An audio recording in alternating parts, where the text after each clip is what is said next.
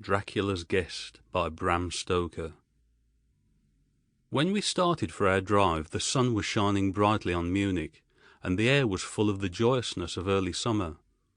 Just as we were about to depart, Herr Delbruck, the maître d'hôtel of the Quatre Saisons, where I was staying, came down, bareheaded, to the carriage, and after wishing me a pleasant drive, said to the coachman, still holding his hand on the handle of the carriage door, "Remember, you are back by nightfall.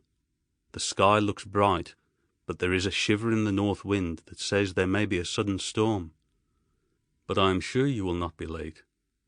Here he smiled and added, "For you know what night it is." Johann answered with an emphatic, "Ja, mein Herr," and touching his hat, drove off quickly. When we had cleared the town, I said, after signalling to him to stop, "Tell me, Johann, what is tonight?" He crossed himself as he answered laconically, "Walpurgisnacht." Then he took out his watch, a great, old-fashioned German silver thing as big as a turnip, and looked at it, with his eyebrows gathered together and a little impatient shrug of his shoulders.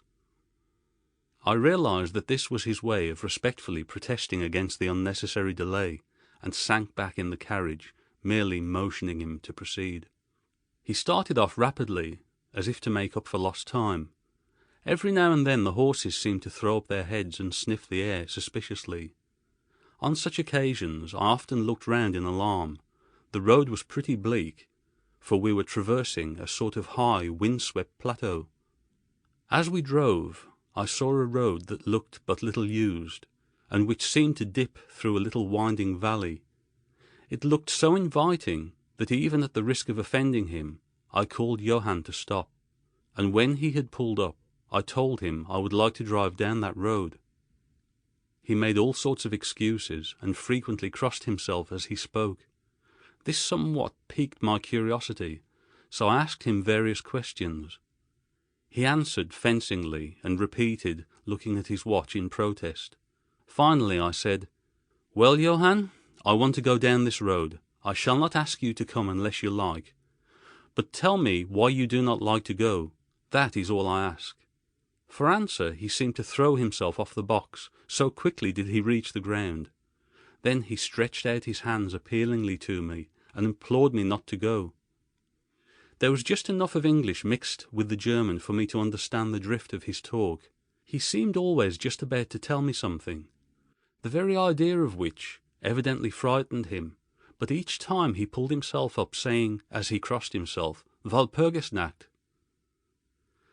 I tried to argue with him, but it was difficult to argue with a man when I did not know his language. The advantage certainly rested with him, for although he began to speak in English, of a very crude and broken kind, he always got excited and broke into his native tongue, and every time he did so he looked at his watch. Then the horses became restless and sniffed the air. At this he grew very pale, and looking around in a frightened way, he suddenly jumped forward, took them by the bridles, and led them on some 20 feet. I followed and asked why he had done this. For answer he crossed himself and pointed to the spot we had left, and drew his carriage in the direction of the other road, indicating a cross, and said, first in German, then in English, "Buried him what killed themselves." I remembered the old custom of burying suicides at the crossroads.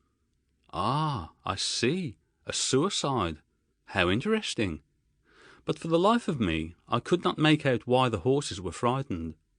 Whilst we were talking, we heard a sort of sound between a yelp and a bark. It was far away, but the horses got very restless, and it took Johann all his time to quiet them.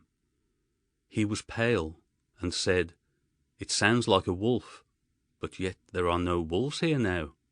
"No?" I said, questioning him. "Isn't it long since the wolves were so near the city?" "Long, long," he answered. "In the spring and summer, but with the snow the wolves have been here not so long." While he was petting the horses and trying to quiet them, the dark clouds drifted rapidly across the sky. The sunshine passed away, and a breath of cold wind seemed to drift past us. It was only a breath, however, and more in the nature of a warning than a fact, for the sun came out brightly again. Johann looked under his lifted hand at the horizon and said, "The storm of snow, he comes before long time." Then he looked at his watch again, and, straightway holding his reins firmly, for the horses were still pawing the ground restlessly and shaking their heads, he climbed to his box, as though the time had come for proceeding on our journey. I felt a little obstinate and did not at once get into the carriage. "Tell me," I said, "about this place where the road leads," and I pointed down. Again he crossed himself and mumbled a prayer before he answered. "It is unholy." "What is unholy?" I inquired. "The village." "Then there is a village?" "No, no. No one lives there. Hundreds of years." My curiosity was piqued. "But you said there was a village." "There was." "Where is it now?" Whereupon he burst out into a long story in German and English, so mixed up that I could not quite understand exactly what he said. But roughly I gathered that long ago, hundreds of years, men had died there and been buried in their graves, and sounds were heard under the clay. And when the graves were opened, men and women were found rosy with life, and their mouths red with blood.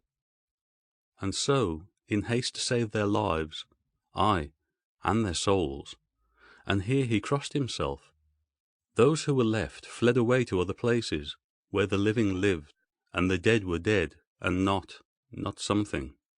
He was evidently afraid to speak the last words. As he proceeded with his narration, he grew more and more excited.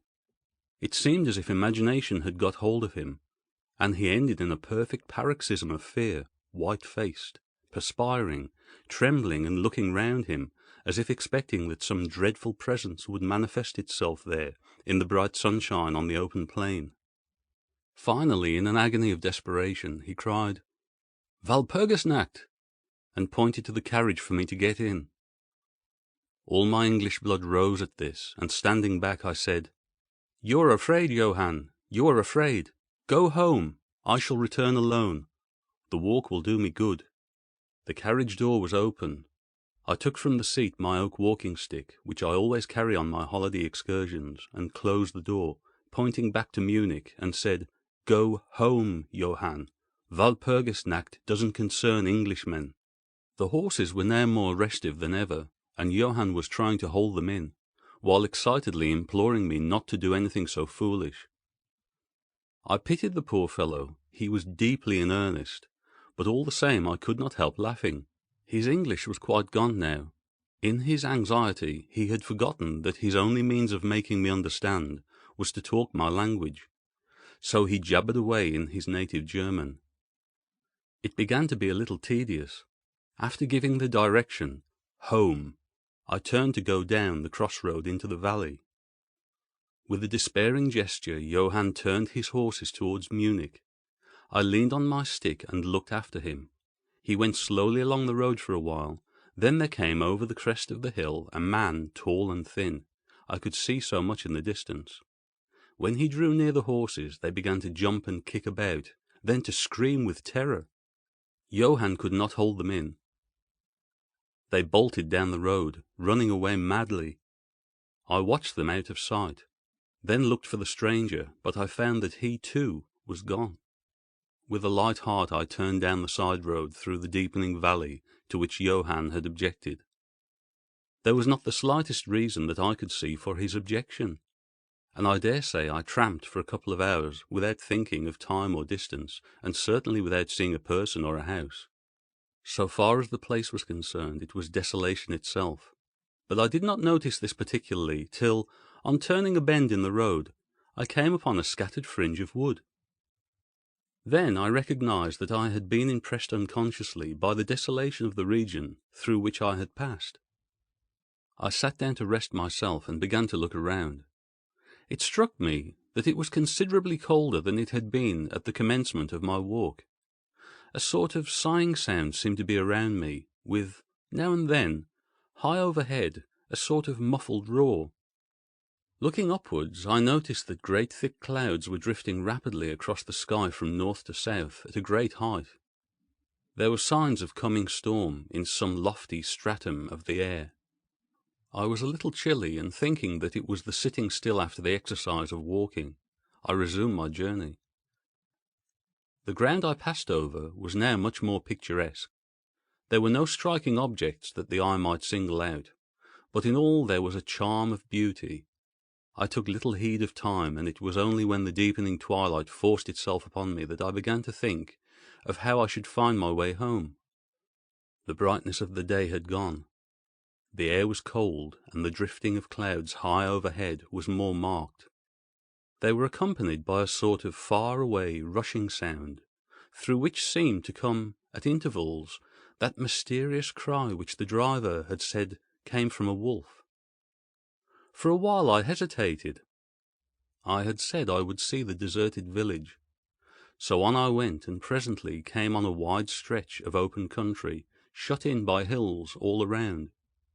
Their sides were covered with trees, which spread down to the plain, dotting, in clumps, the gentler slopes and hollows which showed here and there.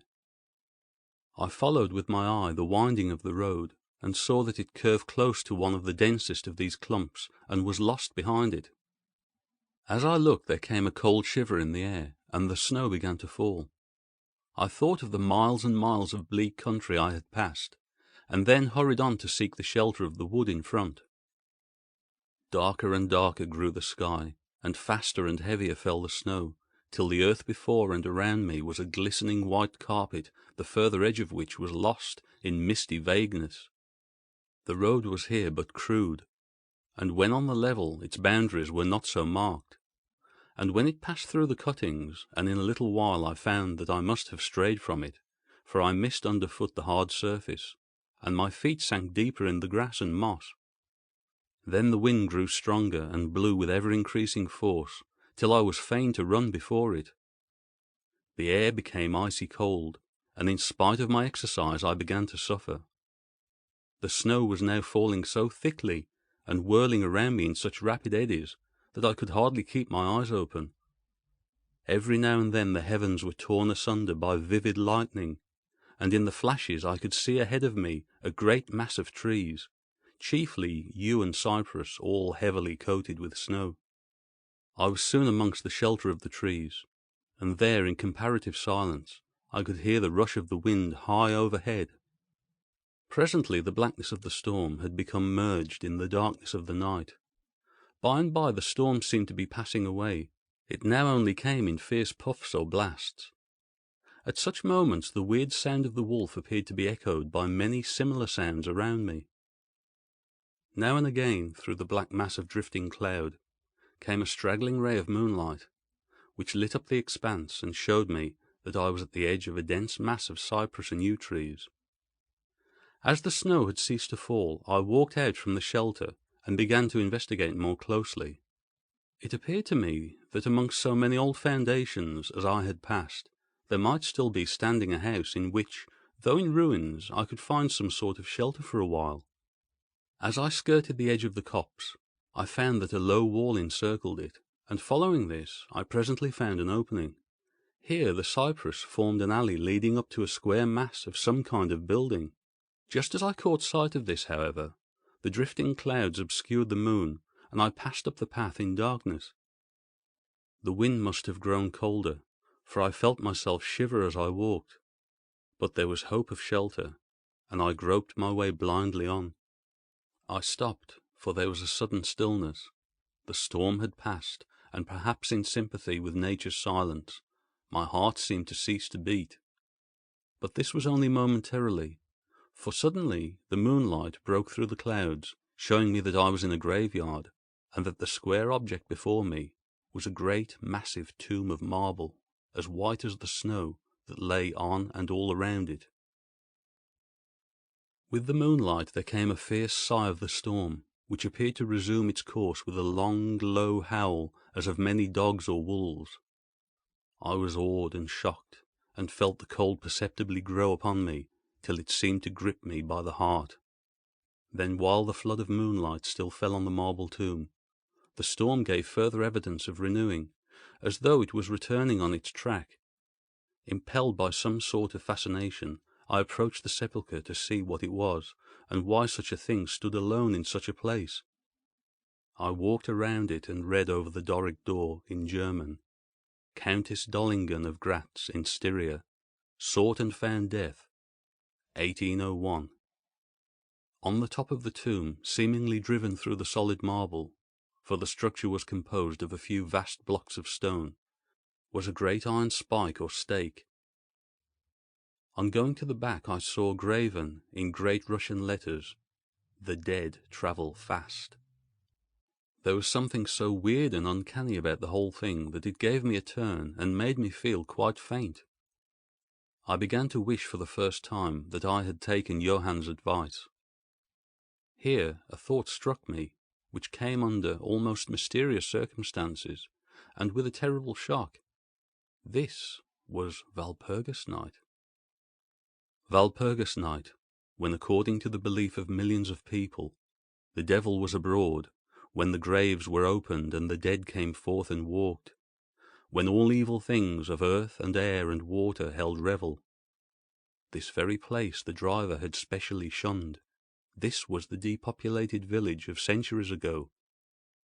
This was where the suicide lay, and this was the place where I was alone, unmanned, shivering with cold in a shroud of snow, with a wild storm gathering again upon me. It took all my philosophy, all the religion I had been taught, all my courage, not to collapse in a paroxysm of fright. And now a perfect tornado burst upon me. The ground shook as though thousands of horses thundered across it, and this time the storm bore on its icy wings not snow, but great hailstones which drove with such violence that they might have come from the throngs of Balearic singers, hailstones that beat down leaf and branch and made the shelter of the cypresses of no more avail than though their stems were standing corn. At the first I had rushed to the nearest tree, but I was soon fain to leave it and seek the only spot that seemed to afford refuge, the deep Doric doorway of the marble tomb. There, crouching against the massive bronze door, I gained a certain amount of protection from the beating of the hailstones, for now they only drove against me as they ricocheted from the ground and the side of the marble. As I leaned against the door, it moved slightly and opened inwards. The shelter of even a tomb was welcome in that pitiless tempest, and I was about to enter it when there came a flash of forked lightning that lit up the whole expanse of the heavens. In the instant, as I am a living man, I saw, as my eyes were turned into the darkness of the tomb, a beautiful woman, with rounded cheeks and red lips, seemingly sleeping on a bier. As the thunder broke overhead, I was grasped as by the hand of a giant and hurled out into the storm. The whole thing was so sudden that before I could realize the shock, moral as well as physical, I found the hailstones beating me down. At the same time I had a strange, dominating feeling that I was not alone. I looked towards the tomb. Just then there came another blinding flash, which seemed to strike the iron stake that surmounted the tomb and to pour through to the earth, blasting and crumbling the marble as in a burst of flame. The dead woman rose for a moment of agony while she was lapped in the flame, and her bitter scream of pain was drowned in the thunder crash. The last thing I heard was this mingling of dreadful sound, as again I was seized in the giant grasp and dragged away, while the hailstones beat on me and the air around seemed reverberant with the howling of wolves.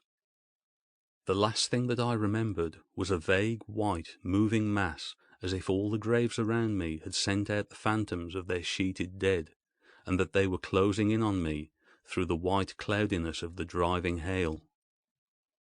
Gradually there came a sort of vague beginning of consciousness, then a sense of weariness that was dreadful.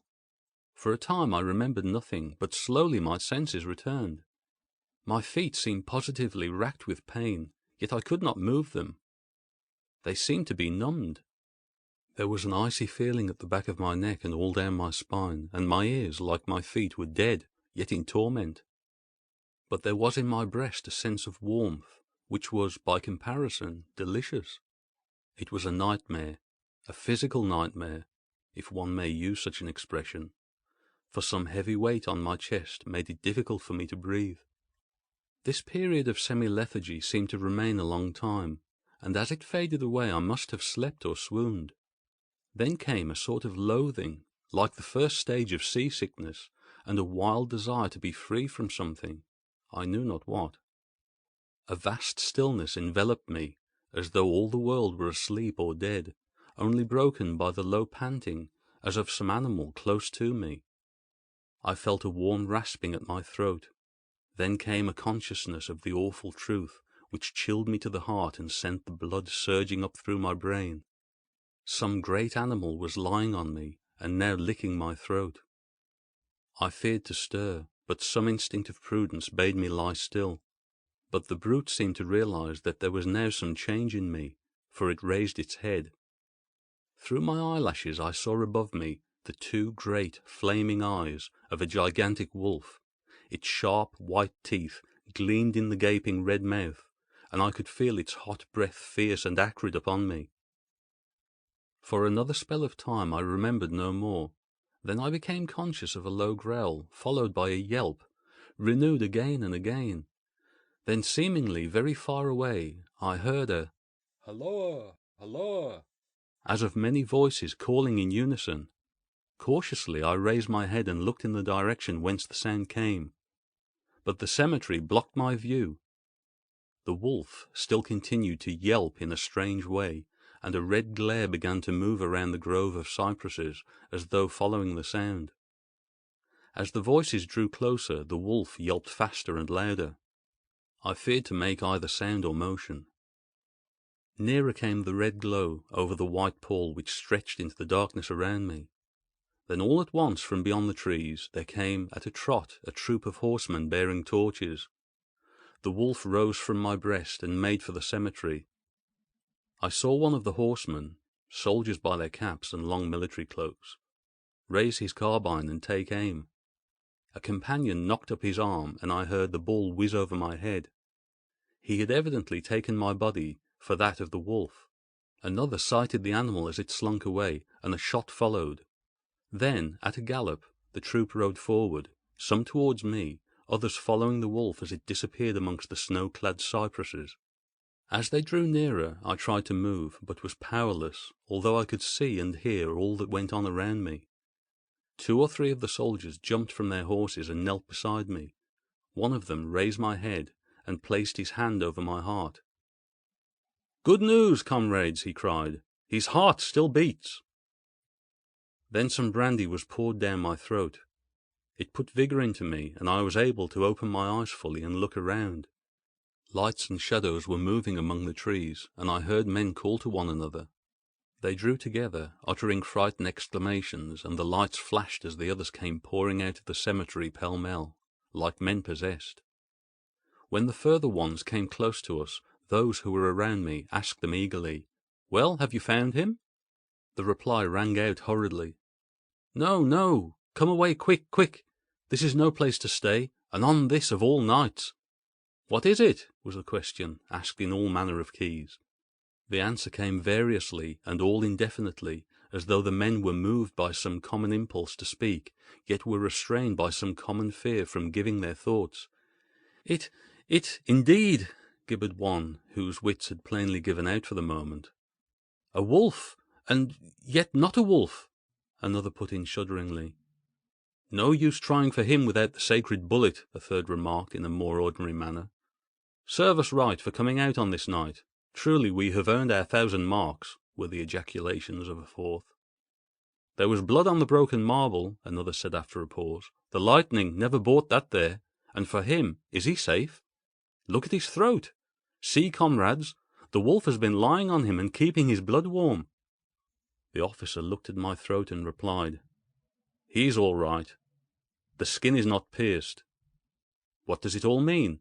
We should never have found him, but for the yelping of the wolf."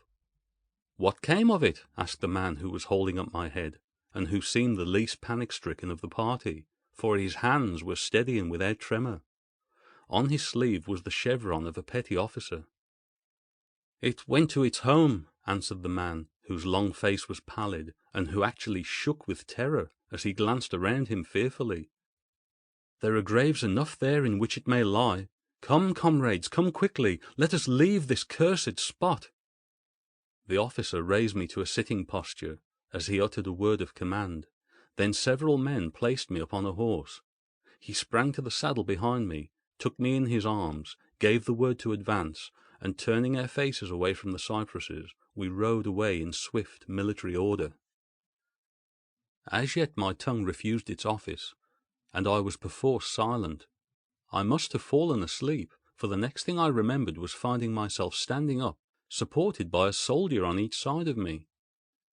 It was almost broad daylight, and to the north a red streak of sunlight was reflected, like a path of blood, over the waste of snow. The officer was telling the men to say nothing of what they had seen, except that they found an English stranger guarded by a large dog. "Dog! That was no dog," cut in the man who had exhibited such fear. "I think I know a wolf when I see one." The young officer answered calmly, "I said dog."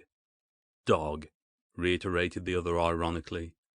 It was evident that his courage was rising with the sun, and pointing to me, he said, "Look at his throat. Is that the work of a dog, master?"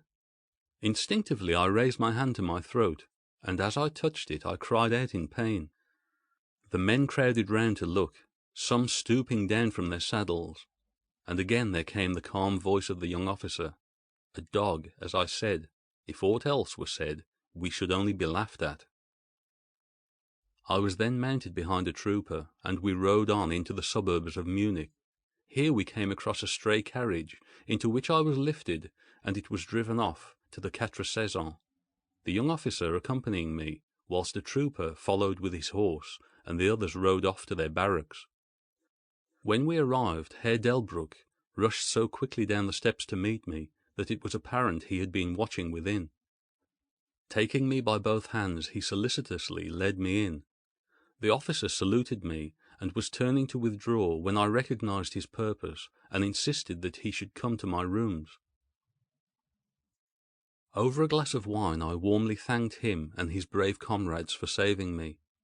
He replied simply that he was more than glad, and that Herr Delbruck had at first taken steps to make all the searching party pleased, at which ambiguous utterance the maître d'hôtel smiled, while the officer pleaded duty and withdrew. "But Herr Delbruck," I inquired, "how and why was it that soldiers searched for me?" He shrugged his shoulders as if in depreciation of his own deed, as he replied, "I was so fortunate as to obtain leave from the commander of the regiment in which I served to ask for volunteers." "But how did you know I was lost?" I asked. "The driver came hither with the remains of his carriage, which had been upset when the horses ran away." "But surely you would not send a search party of soldiers merely on his account?" "Oh no," he answered, "but even before the coachman arrived I had this telegram from the boyar whose guest you are," and he took from his pocket a telegram, which he handed to me, and I read: "Bistritz. Be careful of my guest. His safety is most precious to me. Should aught happen to him, or if he be missed, spare nothing to find him and ensure his safety. He is English and therefore adventurous. There are often dangers from snow and wolves at night. Lose not a moment if you suspect harm to him. I answer your zeal with my fortune. Dracula."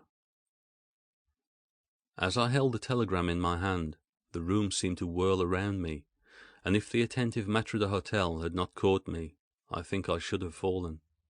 There was something so strange in all this, something so weird and impossible to imagine, that there grew on me a sense of my being in some way the sport of opposite forces, the mere vague idea of which seemed in a way to paralyze me. I was certainly under some form of mysterious protection. From a distant country had come, in the very nick of time, a message that took me out of the danger of the snow-sleep and the jaws of the wolf. End of Dracula's Guest.